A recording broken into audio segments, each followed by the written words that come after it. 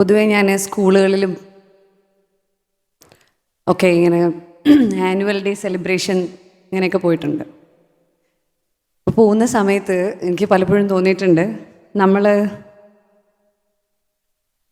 കുട്ടികൾക്കിഷ്ടം എപ്പോഴും സംസാരിക്കുമ്പോൾ ഞാൻ ക്ലാസ്സിലൊന്നും കയറിയിട്ടില്ല, ഞാൻ ഭയങ്കര ഉഴപ്പായിരുന്നു എന്നുള്ള കഥകൾ കേൾക്കാനാണ്. കാരണം അവരേറ്റവും കൂടുതൽ റിലേറ്റ് ചെയ്യുന്നത് അവർക്ക് വളരെ റിലേറ്റബിൾ ആയിരിക്കും. കാരണം പഠിക്കാൻ അവർക്ക് അത്ര വലിയ താല്പര്യമൊന്നും ഉണ്ടാവില്ല. അപ്പോൾ അതുകൊണ്ട് എനിക്കെപ്പോഴും ഇങ്ങനെയുള്ള വേദികളിൽ ചെല്ലുമ്പോൾ ചളുപ്പാണ്. കാരണം ഞാനെന്ത് കഥ പറയും? എല്ലാ ക്ലാസ്സിലും കയറി പൊക്കമുള്ളത് കൊണ്ട് മാത്രം ബാക്ക് ബെഞ്ചിലിരുന്ന് ടീച്ചേഴ്സിനെ കൊണ്ട് നല്ലത് പറയിപ്പിക്കുക എന്ന മാത്രം ലക്ഷ്യത്തോടു കൂടി ജീവിച്ച് ഞാനൊരു ക്രിസ്ത്യൻ മിഷണറി സ്കൂളിലാണ് പഠിച്ചത്. അപ്പം അധികവും സിസ്റ്റേഴ്സിൻ്റെ പെറ്റാവാൻ വേണ്ടി മാത്രം യേശുവെ നന്ദി, യേശുവെ സ്തുതി ചൊല്ലി കൊന്ത മുഴുവൻ വാരി തീർത്തതും 24 മണിക്കൂർ സ്വർഗസ്ഥനായി ഞങ്ങളുടെ പിതാവെ ചൊല്ലി ചൊല്ലി ചൊല്ലി സിസ്റ്ററിൻ്റെ മുമ്പിൽ. ഞാൻ അവിടുത്തെ സ്കൂളിൽ പഠിക്കുന്ന സമയത്ത് നഖം വളർത്തിയാലൊക്കെ സിസ്റ്റേഴ്സിന് ഇഷ്ടമല്ല അന്നൊക്കെ. ഇപ്പം അങ്ങനെയാണോ എന്ന് എനിക്കറിയില്ല. അപ്പോൾ നഖം വളർത്താതെ ഒന്നും ഒരുങ്ങാതെ അങ്ങനെയൊക്കെയുള്ള സ്റ്റുഡൻസിനെയാണ് സിസ്റ്റേഴ്സിനപ്പോൾ ഇഷ്ടം. ഇപ്പോൾ കാലമൊക്കെ മാറി, എനിക്ക് എങ്ങനെ സ്കൂളിൻ്റെ സിസ്റ്റം എന്നൊന്നും അറിയില്ല. അപ്പോൾ അങ്ങനെയൊക്കെ ജീവിച്ച ഞാൻ സ്കൂളുകളിലൊക്കെ പോയിട്ട് ആനുവൽ ഡേക്ക് പോയിട്ട് പഠനത്തിനെക്കുറിച്ചും ഡിസിപ്ലിനെക്കുറിച്ചും എല്ലാ ദിവസവും എൻ്റെ അച്ഛൻ എപ്പോഴും പറയും, എല്ലാ ദിവസവും വീട്ടിൽ വന്ന് അന്നന്ന് പഠിപ്പിച്ച പോർഷൻ കവർ ചെയ്താൽ, ബാക്ക്ലോഗ് ഇല്ലാതെ നീ പഠിച്ചാൽ പരീക്ഷ എടുക്കുമ്പോൾ വളരെ സിമ്പിളായിരിക്കും. പിന്നെ അച്ഛൻ എന്നും പറയും, the more you revise the better marks you get. അതുപോലെ അച്ഛൻ എന്നും പറയും, 5 പൈസ മുടക്കി നിനക്കൊരു അഡ്മിഷൻ വാങ്ങിച്ചു തരുമെന്ന് നീ വിചാരിക്കരുത്. നിൻ്റെ അധ്വാനം കൊണ്ട്, നീ വാങ്ങുന്ന മാർക്ക് കൊണ്ടും സ്കോളർഷിപ്സൊക്കെ കിട്ടിയാൽ പഠിച്ചപ്പോൾ അങ്ങനെ സ്കോളർഷിപ്പുകൾ കൊണ്ടും എവിടം വരെ നിനക്ക് എത്താൻ പറ്റുമോ, ആ പഠിക്കുന്ന പഠനത്തിന് എത്ര രൂപ നിനക്ക് ബുക്ക് വാങ്ങാനും ഹോസ്റ്റൽ ഫീസും ഒക്കെ എത്ര രൂപ നിനക്ക് ചിലവാകുമോ, അച്ഛനെ എങ്ങനെയാണെങ്കിലും നിന്നെ അതിന് കൊണ്ടുപോകും എന്ന് പറഞ്ഞ് അങ്ങനെയാണ് എന്നെ വളർത്തിയത്. ഞാനിതെങ്ങനെ സ്കൂളിൽ പോയി പറയും? പിള്ളേർക്ക് ആർക്കെങ്കിലും ഇഷ്ടപ്പെടുമോ? ഇല്ല. അതുകൊണ്ട് ഞാൻ ആ ഭാഗം കൂടി ടച്ച് ചെയ്യില്ല. അവർക്ക് ഇഷ്ടപ്പെടുന്ന തരത്തിലുള്ള ഒരാളിനെ ഞാനിപ്പോൾ വളർത്തിക്കൊണ്ടുവരുന്നുണ്ട്, എൻ്റെ മകൻ. ഇന്ത്യൻ എഡ്യൂക്കേഷൻ സിസ്റ്റം തെറ്റാണ്. കുട്ടികളെ വളരെയധികം പഠിപ്പിക്കുന്നു. അവൻ പറഞ്ഞു, ആദ്യമൊക്കെ സ്കൂളിൽ ചെന്നപ്പോൾ സയൻസിൽ പറഞ്ഞു ലൈറ്റ് റേസായിട്ടാണ് പോകുന്നതെന്ന്. കുറച്ച് കഴിഞ്ഞപ്പോൾ അടുത്ത കൊല്ലം ചെന്നപ്പോൾ ടീച്ചർ പറഞ്ഞു റേസായിട്ടല്ല വേവ്സായിട്ടാണ് പോകുന്നതെന്ന്. അതിൻ്റെ അടുത്ത കൊല്ലം ചെന്നപ്പോൾ ടീച്ചർ പറഞ്ഞു റേസും വേവ്സും അല്ല പാർട്ടിക്കിൾസ് ആയിട്ട് പോകുന്നതെന്ന്. അപ്പോൾ പിന്നെ ഈ വേവ്സും റേസും എന്തിനാണ് ഞങ്ങളെ പഠിപ്പിച്ചത്? ഞങ്ങളെ പാർട്ടിക്കിൾസ് മാത്രം പഠിപ്പിച്ചാൽ പോരെ? എന്തായാലും മറ്റേത് രണ്ടും അല്ലാന്ന് തെളിഞ്ഞല്ലോ. അപ്പോൾ തെറ്റാണെന്ന് പറഞ്ഞതു. പിന്നെ കുറേ കാലം പറഞ്ഞു ഭൂമി പരന്നതാണെന്ന് പഠിപ്പിച്ചു. പിന്നെ പറഞ്ഞു ഉരുണ്ടത്. അപ്പോൾ ഉരുണ്ടത് മാത്രം പഠിപ്പിച്ചപ്പോൾ എന്തിനാണ് ഈ പരന്നതിനെ പറ്റി പഠിപ്പിക്കുന്നത്? ഇങ്ങനെ ഉത്തരം പറയാൻ പറ്റാത്ത ഒരു കൊട്ട ചോദ്യങ്ങളായിട്ടാണ് ഞാൻ എൻ്റെ മകനെ ഫേസ് ചെയ്യുന്നത്. പിന്നെ നമ്മൾ സ്കൂളിൽ ഞാൻ ഗേൾസ് സ്കൂളിലാണ് പഠിച്ചത്. എൻ്റെ മോൻ ഒരു ദിവസം സംസാരിച്ചുകൊണ്ടിരിക്കുമ്പോൾ എൻ്റെ അടുത്ത് പറയാണ്, അമ്മേ ജെൻഡർ ഇക്വാളിറ്റി തീരെയില്ല. സാധാരണ ഞങ്ങൾ പെണ്ണുങ്ങളാണല്ലോ ജെൻഡർ ഇക്വാളിറ്റിയെ പറ്റി എപ്പോഴും സംസാരിക്കുന്നത്. അപ്പോൾ ഞാൻ വിചാരിച്ചു നിനക്ക് എന്ത് ഇക്വാളിറ്റി? ഇപ്പം എന്നെ സംബന്ധിച്ചിടത്തോളം പുരുഷന്മാർക്ക് അങ്ങനെ വലിയ ഇക്വാളിറ്റി ഒന്നും ഞാൻ ഉദ്ദേശിക്കുന്നില്ല. കാരണം പുരുഷന്മാരുടെ ഇക്വാളിറ്റിയെ പറ്റി അങ്ങനെ അധികം സംസാരിക്കുന്നത് കേൾക്കാറില്ലല്ലോ. കാരണം ഒരു മെയിൽ ഡോമിനേഷനുള്ളൊരു സൊസൈറ്റിയാണല്ലോ നമുക്കുള്ളത്. അപ്പോൾ ഞാൻ നോക്കുമ്പോൾ ഇവൻ എൻ്റെ അടുത്ത് പറയുകയാണ്, അമ്മ ഒരു കാര്യം മനസ്സിലാക്കണം, ഇൻ്റർവെല്ലിനാണ് കുറച്ചൊരു സമാധാനം കിട്ടുന്നത്. ആ സമയത്ത് നമ്മളൊന്ന് ബാത്റൂമിൽ പോവും. ബാത്റൂമിൽ പോയിട്ട് എന്തെങ്കിലുമൊക്കെ ഒന്ന് വർത്താനം പറഞ്ഞുകൊണ്ട് നിൽക്കുമ്പോൾ മിസ്സുമാരവിടെ വരും.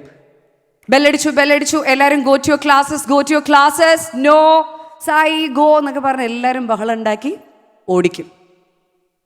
അപ്പോൾ ഞങ്ങൾ ബോയ്സിൻ്റെ ബാത്റൂമിൽ ഗേൾസ് ആയിട്ടുള്ള ടീച്ചേഴ്സിന് വരാം. പക്ഷേ ഇവർ ഗേൾസിൻ്റെ ബാത്റൂമിൽ എന്തുകൊണ്ട് ബോയ്സ് ടീച്ചേഴ്സിനെ വിടുന്നില്ല?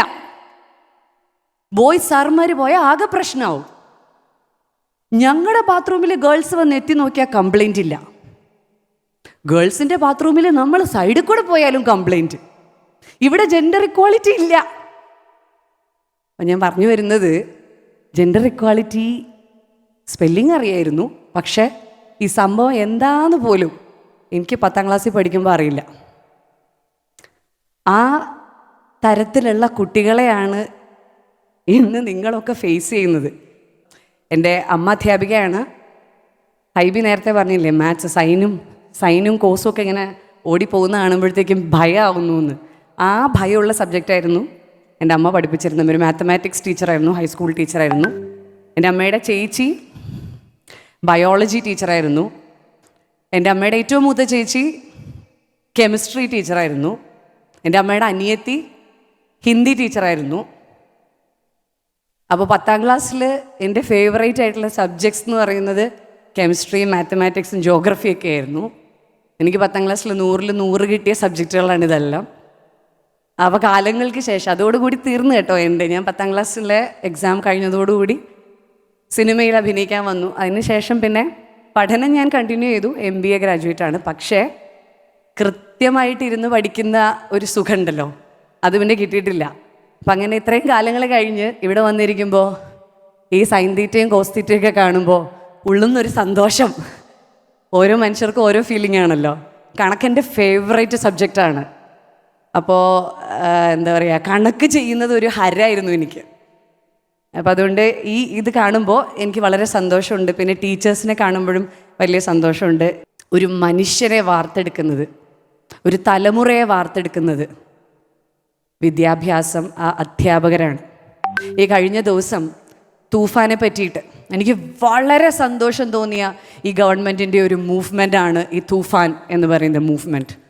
ആ മൂവ്മെൻറ്റ് വന്ന സമയത്ത് ഇന്ന് ഞാൻ കണ്ടു രമേശ് ചെന്നിത്തല അദ്ദേഹത്തിൻ്റെ മുൻപിൽ നിന്ന് ഒരു ചെറിയ കുഞ്ഞ് നല്ല ഘനഗാംഭീര്യത്തോടു കൂടി അവൻ ഈ തൂഫാനിനെ പറ്റിയിട്ടും സംസാരിക്കുന്നു. കുഞ്ഞു മനസ്സുകളുടെ ഉള്ളിലേക്ക് ഇത് വേണ്ട എന്നൊരു ചിന്തയ്ക്ക് കാരണമാവാനൊരു മൂവ്മെൻറ്റിന് കഴിഞ്ഞിട്ടുണ്ടല്ലോ. അപ്പോൾ തീർച്ചയായിട്ടും നമ്മൾ അധ്യാപകരും വിദ്യാലയങ്ങളും വിദ്യാർത്ഥികളും, അതായത് വളരെ സിമ്പിളായി മാറി. People are simplifying all these things. ഈ ലഹരി ഒരു മനുഷ്യനെ മനുഷ്യനല്ലാതാക്കി മാറ്റുന്നു എന്നുള്ള യാഥാർത്ഥ്യത്തിനെ മറച്ചു വെച്ചുകൊണ്ട് സിനിമകളിലും പുസ്തകങ്ങളിലും ഈവൻ TV ചാനലുകളിൽ പോലും വളരെ സിംപ്ലിഫൈ ചെയ്ത് വളരെ ലളിതവൽക്കരിച്ചാണ് ലഹരിയെപ്പറ്റിയും അതുപയോഗിക്കുന്നവരെ പറ്റിയും ഒരു നർമ്മത്തോടു കൂടി, ഒരു ചെറു ചിരിയോടുകൂടി. എന്നാണ് അവൻ സ്റ്റോൺഡ് ആണല്ലോ, അത്തരത്തിൽ ഹീ സ്റ്റോൺഡ്. ഇറ്റ്സ് ജസ്റ്റ് അതുപോലെ വലിയ ഒരു ഇൻ്റർവ്യൂവിൽ വളരെയധികം എല്ലാവരും അവരുടെ ഒരു ഇൻ്റർവ്യൂ അറ്റൻഡ് ചെയ്യണം എന്ന് നമ്മൾ സിനിമയിലുള്ള പലരും ആഗ്രഹിക്കുന്ന ഒരു വലിയ ഇൻ്റർവ്യൂവറാണ്. ആ ഇൻ്റർവ്യൂവറിൻ്റെ ഒരു ചോദ്യമായിരുന്നു, നിങ്ങളൊക്കെ എന്ത് വലിച്ചിട്ടാണ് ഇത്തരം സിനിമകൾ ഉണ്ടാക്കുന്നതെന്ന്. It is an open question. So വലിച്ചാലേ സിനിമ ഉണ്ടാക്കാൻ പറ്റുള്ളൂ? Never, not like that. Artistry has nothing to do with whatever you drink or eat or smoke up. അപ്പോൾ തീർച്ചയായിട്ടും നിങ്ങൾ ഓരോ അധ്യാപകരോടും എനിക്ക് പറയാനുള്ളത്, വളർന്നു വരുന്ന നമ്മുടെ തലമുറ വളരെ ഡേഞ്ചറസ് ആയിട്ടുള്ള ഒരു സിറ്റുവേഷനിൽ കൂടിയാണ് കടന്നു പോകുന്നത്.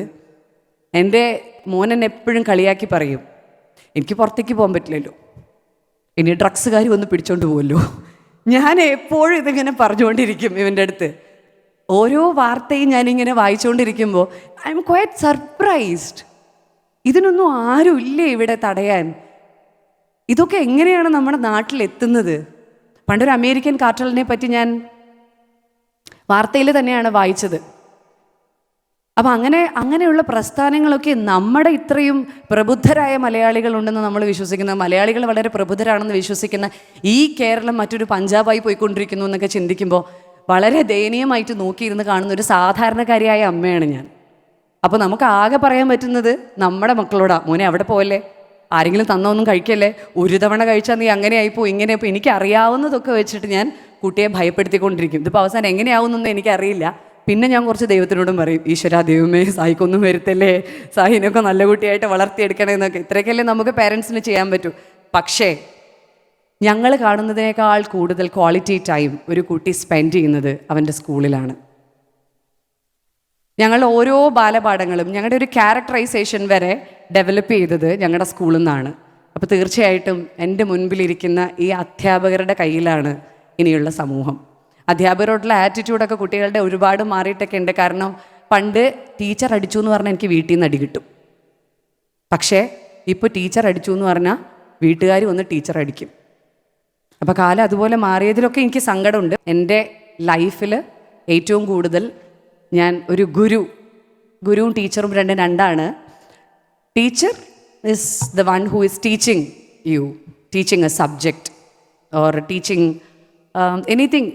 ഇപ്പോൾ നമ്മൾ ട്യൂഷൻ പഠിപ്പിക്കുന്ന ഒരു ടീച്ചറാണ്, അല്ലെങ്കിൽ നമ്മൾ സ്കൂളിൽ പോകുമ്പോൾ കണക്ക് പഠിപ്പിക്കുന്ന ഒരു ടീച്ചറാണ്, സയൻസ് പഠിപ്പിക്കുന്ന ഒരു ടീച്ചറാണ്. But Guru is A bigger word. അപ്പോൾ എനിക്ക് അങ്ങനെ ലൈഫിലൊരു ഗുരു ഉണ്ട്. ഗുരു എന്ന് പറഞ്ഞാൽ ഒരു ടീച്ചർ ആ സബ്ജക്റ്റ് നന്നായി പഠിപ്പിച്ചാൽ ടീച്ചർ ഇസ് ഗുഡ് ടീച്ചർ. പക്ഷേ ഗുരു അങ്ങനെയല്ല. ഒരു സബ്ജക്റ്റ് നന്നായി പഠിപ്പിച്ചത് കൊണ്ട് മാത്രം നമ്മുടെ ഗുരു ആവില്ല. അവരുടെ ജീവിതം നമുക്ക് നോക്കിയാൽ ഒരു തെറ്റുകളും കാണാൻ പറ്റില്ലാത്ത രീതിയിൽ, അവരുടെ ചര്യകൾ നമ്മൾ പാലിച്ചാൽ ഏറ്റവും പോസിറ്റീവായിട്ടുള്ള ഒരു ലൈഫിലേക്ക് നമുക്ക് എത്താൻ പറ്റുന്ന രീതിയിൽ ഒരു എപ്പിറ്റമി ആയിട്ട്, നമുക്ക് ഒരു മാതൃകയായിട്ട് നമ്മുടെ മുന്നിലെടുക്കാൻ സാധിക്കുന്ന ഒന്നിനെ മാത്രമേ നമ്മൾ ഗുരു എന്ന് വിളിക്കാൻ പാടുള്ളൂ. അങ്ങനെ ഒരു ഗുരു എനിക്കുണ്ട്. അതെൻ്റെ ഭരതനാട്യം ഗുരുവാണ്. She is none other than the legendary Shrimati Priyadarshini Govind. എൻ്റെ ലൈഫിൽ താങ്ക് യു.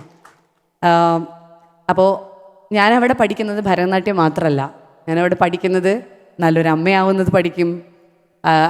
ഈ നല്ലമ്മ ചീത്തയമ്മ അങ്ങനെയൊന്നും ഞാൻ വിശ്വസിക്കുന്നില്ല. എന്നാലും ഒരു നല്ല വ്യക്തിയാവാൻ, അല്ലെങ്കിൽ ഒരു എംപതി ഉള്ളൊരു ഹ്യൂമൻ ബീയിങ് ആവാൻ, ഏറ്റവും സിമ്പിളായിട്ടുള്ളൊരു പേഴ്സൺ ആവാൻ, ഡിറ്റാച്ച്മെൻറ്റ് പഠിക്കുന്നുണ്ട്. അങ്ങനെ just seeing her live her life, I slowly learned all these things, or maybe I am still learning all these things from her. So I am happy that I have a teacher who can also be called as a guru. അപ്പോൾ എനിക്ക് അത്തരത്തിലൊരു ഗുരു എന്ന് വിളിക്കാൻ സാധിക്കുന്ന ഒരു അധ്യാപികയുണ്ട്. അപ്പോൾ എൻ്റെ മനസ്സിൽ ഗുരുവിനൊരു വിദ്യാരത്നമുണ്ടെങ്കിൽ, അങ്ങനെ ഒരു അവാർഡ് ഉണ്ടെങ്കിൽ, എൻ്റെ മനസ്സിലുള്ള ആ രത്നം എൻ്റെ ഗുരുവാണ് ശ്രീമതി പ്രിയദർശിനി ഗോവിന്ദ്. അക്കയുടെ സ്നേഹത്തിനും ഗൈഡൻസിനും മുന്നിൽ ഞാൻ എന്താ പറയുക, എൻ്റെ മനസ്സിലുള്ള അവാർഡ് സമർപ്പിക്കുന്നു. ഇന്നിവിടെ അവാർഡ് ദാനത്തിനെത്തി അവാർഡ് വാങ്ങിയ ഓരോ അധ്യാപകർക്കും എൻ്റെ ഹൃദയം നിറഞ്ഞ ആശംസകൾ. നിങ്ങളുടെ ഉള്ളിലെ ആ ഫയർ എന്നും നിലനിൽക്കട്ടെ. നല്ലൊരു തലമുറയെ വാർത്തെടുക്കാൻ നിങ്ങൾക്ക് കൂടുതൽ ഊർജ്ജമുണ്ടാകട്ടെ.